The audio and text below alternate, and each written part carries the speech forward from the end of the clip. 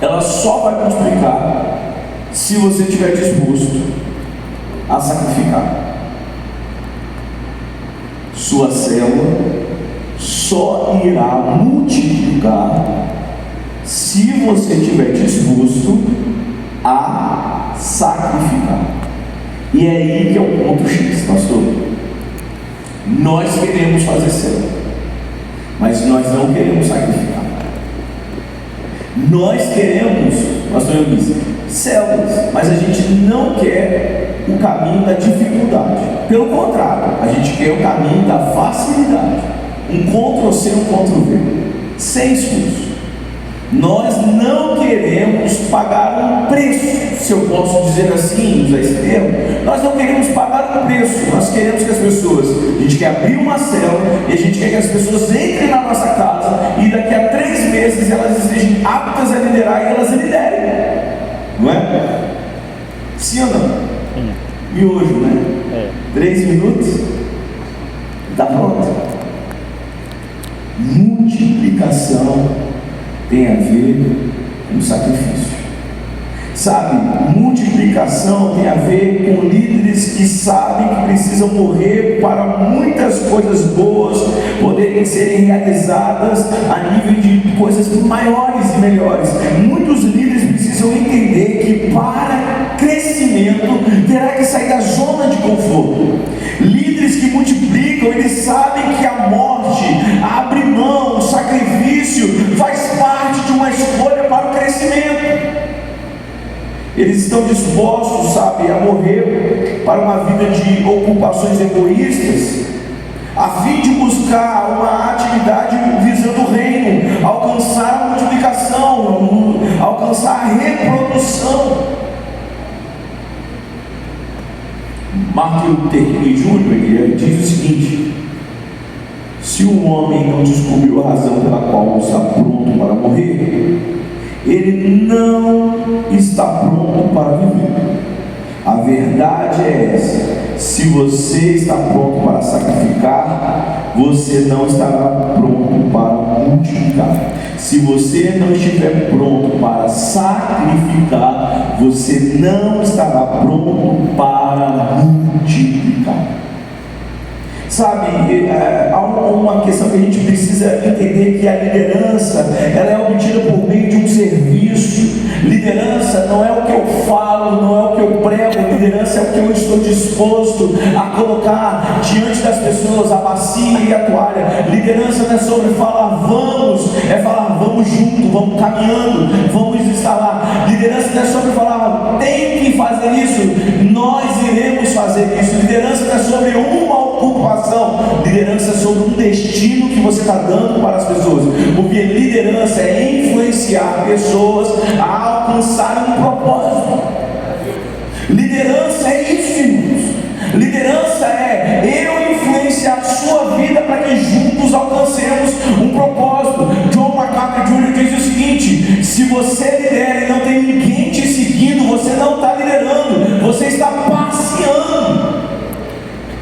Se você tem um grupo na sua casa e as pessoas elas não te seguem, você não está liderando esse grupo, você está fazendo um entretenimento. Nós precisamos entender que como nós iremos multiplicar quando nós nos tornarmos líderes dispostos a serem úteis. Eu não posso ser a tampa, eu preciso ser a estrada. Eu não posso ser a tampa da minha célula, eu não posso ser a tampa da igreja, eu não posso ser a tampa do ministério, eu não posso ser a tampa do departamento, eu não posso ser a tampa do multimídia, eu não posso ser a tampa do estacionamento. Eu tenho que ser aquele que vai pavimentar o caminho, fazer um caminho seguro para que os outros que virão depois de mim passem numa via pavimentada, segura e prosperem. Na verdade, eu não sou o teto, eu sou o piso, porque depois de mim virá uma geração que fará coisas maiores. O problema é que ninguém quer ser o segundo, todo mundo quer ser o primeiro. Todo mundo quer ser o Billy Graham da vida. Ninguém quer ser o cara que discipulou o Billy Graham.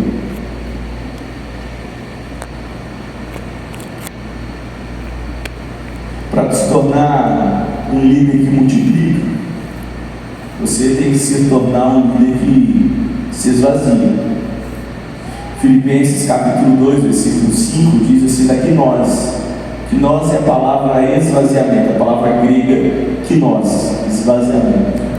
Um Deus que se esvazia, um Deus que, sabe, deixa o trono e se torna gente. Essa é a maior demonstração de humildade. Sabe, irmãos, quando nós nos tornarmos líderes inúteis, quando nós nos tornarmos líderes desnecessários, nós iremos aprender a sair do caminho das pessoas e deixar com que outros façam, que outros consigam. Por que nós não multiplicamos? Porque nós queremos ser o centro. Por que nós não multiplicamos? Porque nós estamos centralizando as coisas na gente. Por que nós não multiplicamos? Porque nós queremos tudo muito bom. A gente não quer permitir as pessoas a errarem. Eu tenho um problema sério. Eu gosto da coisa muito bem feita e acabo ficando muito crítico. Tem alguém assim? Então, cara, eu gosto da parada top. Eu gosto do ponto top. Eu gosto. Só que eu preciso entender o seguinte: o que nasce perfeito nasce tarde, porque perfeição é processo. E às vezes a gente não está oportunizando outras pessoas a começarem, porque a gente está querendo a coisa perfeita. A gente não oportuniza as pessoas na célula porque a gente quer uma célula perfeita, porque a gente acha que a gente faz uma célula perfeita. Mas a sua célula não é tão perfeita assim, porque ela não está multiplicando. Se ela fosse perfeita, teria multiplicação. Está dando para entender, gente? Então a gente precisa sair do caminho para começar a entender que nós não somos a tanto. Quando a gente começa a entender isso, fica muito mais fácil. Alguns dos nossos ministérios, alguns dos nossos líderes precisam saber que quando a gente permite outras pessoas a fazerem, nós estamos dando oportunidade. E essa atitude é principal, fundamental para a multiplicação, porque sem oportunidade nós não teremos multiplicação. Precisamos morrer para a nossa necessidade de sermos necessários, sempre estar ali, sempre estar junto, sempre estar fazendo. Nós precisamos entender que a gente precisa tirar a mão do controle e deixar com que Deus faça as coisas. Vai caminhar minha palavra aqui devocional e finalizar. Por que a gente não multiplica? Vou te dar algumas alternativas. Não quer dizer que todas elas estejam certas. Ok? Primeiro, a gente não multiplica porque a gente não está disposto a trabalhar da forma correta. A gente pode até estar trabalhando, mas a gente prefere a forma fácil. Nem sempre a forma fácil é a forma correta. Deu para entender? Nem sempre a fórmula fácil é a fórmula correta. Nós não multiplicamos porque nós não estamos dispostos a ter trabalho. Por isso que a gente não multiplica. A gente quer que o cara que entra na nossa célula, ele chega cheio de Espírito Santo. Aleluia! Glória! E daqui a pouco, do nada, ele vira assim: eu quero ser um líder de célula. E aí a multiplicação vai acontecer assim do nada. E aí vai começar uma nova célula. Aí você, ufa, multipliquei. Meu irmão, multiplicação dá trabalho. Igreja e célula não é pra gente preguiçosa. Trabalhar com célula não é para pastor que quer facilidade. É para pastor que quer trabalho. Porque dá trabalho. Eu vou abrir um parênteses. Dá um trabalho e também dá um negócio chamado assim, ou trabalho às vezes ingrato.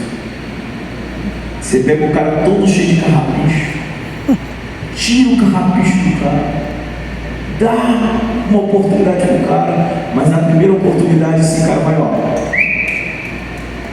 vaza, e não dá nem tchauzinho. Mas a gente não trabalha para a pessoa, né? A gente trabalha para aquele que tudo vê, Aleluia. e tudo recompensa. Amém. 1 Coríntios 15:58. Portanto, meus amados irmãos, sejam firmes e constantes, sempre abundantes, sabendo que o vosso trabalho no Senhor jamais será bom. Nós não trabalhamos por uma denominação, nós não trabalhamos por pastor, nós não trabalhamos para nossa foto ficar na porta da igreja como membro do mês. Nós trabalhamos porque lá no céu o Senhor irá nos recompensar com glória, poder e majestade. Amém. Isso é Glória a Deus. maravilhoso. Feche parênteses. Primeira coisa, a gente não multiplica porque a gente não está disposto às vezes a trabalhar.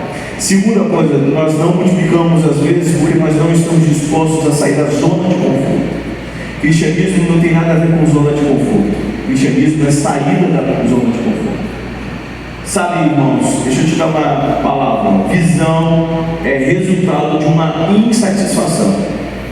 Pessoas visionárias são pessoas que estão insatisfeitas com a realidade que elas estão inseridas. Pessoas visionárias, elas não aceitam o status quo, elas não aceitam a realidade pelas quais elas estão inseridas. E aí, qual é o perigo? Às vezes o perigo é a gente estar liderando e aceitando a realidade. Qual é a realidade? A realidade é que nesse exato momento em Cachoeiro tem mais gente indo do inferno do que gente dentro da igreja. E a gente começa a aceitar essa realidade. Não, porque é assim. A gente não precisa trabalhar tanto. A gente podia fazer uma noite havaiana. A gente podia fazer um festival de música. Nada contra isso, tá, irmãos? Fique bem claro. Mas você já parou para pensar que a gente começa a fazer mais isso do que o que deveria ser feito? E aí, a grande comissão que é, portanto, ir de fazer discípulos de todas as nações, batizando-os em nome do Pai, do Filho e do Espírito Santo, e ensinando-nos a obedecer tudo que nos tem mandado, e isso que estou convosco todos os dias até a consumação do século, a gente deixa de lado, porque a gente está mais preocupado com festival de açaí, festival de sorvete, festival de pizza, festival de não sei o que, festival daquilo. A gente está preocupado com a obra da igreja, a gente está preocupado com não sei o que da igreja, a gente está preocupado com não sei o que. Não, irmão, o que Deus nos chamou foi para saquear o inferno, povoar o céu, fechar os bailões, fechar as bocas de fumo, fechar cada lugar que tem prosperado o pecado. A igreja precisa ser agente de transformação e não gente acomodada, porque quem foi transformado jamais será acomodado. Amém. Então, se você está acomodado, liga o botão vermelho aí e fala assim: cara, eu não posso ser um crente acomodado. Não é porque eu sou salvo, ou não é porque eu estou dentro da igreja, que eu vou ficar satisfeito com o que está acontecendo ao meu redor.